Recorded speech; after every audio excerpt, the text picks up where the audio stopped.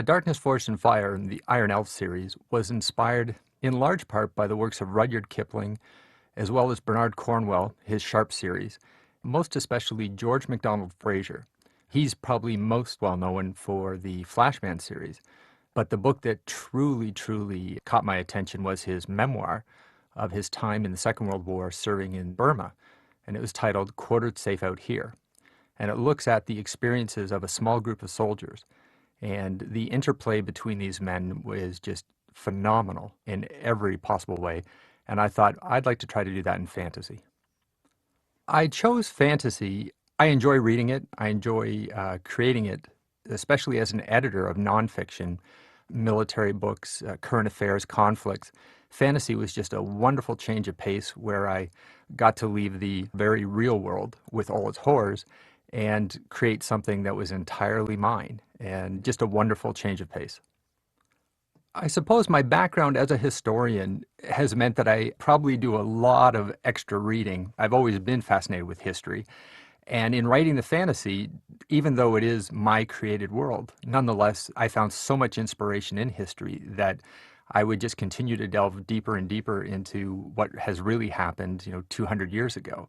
But also in talking with a lot of veterans, people who have been there. I haven't, but they have. And so having those personal contacts where I can talk, including my authors, and they give insight that you just aren't going to get anywhere else. The Iron Elf series is my attempt to write a fantasy that incorporates both the traditional and some new approaches, at least certainly in my view. I'm a big fan of Tolkien and some of the great classics fantasy, especially with the magic, using elves, dwarves, dragons, things that we're very familiar with. But in looking at a lot of fantasy, I haven't seen much that really delved into the lives of the ordinary soldiers. In almost all fantasy, there's the big battles, the wars, but we end up focusing on the heroes, the princes, the princesses.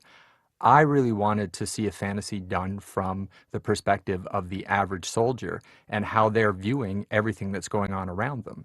And I realized, well, one way to do that would be to write it myself. And so it's very much a combination of those traits, those traditions.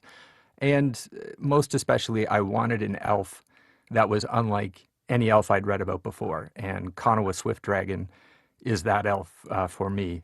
An elf who goes into a forest, sees trees, and his only thought is, looks like good lumber. Konoha Swift Dragon is the main character of the Iron Elf series. He's an elf. He is the former commander of the regiment until he was court-martialed and banished to the forest, the place that he likes least.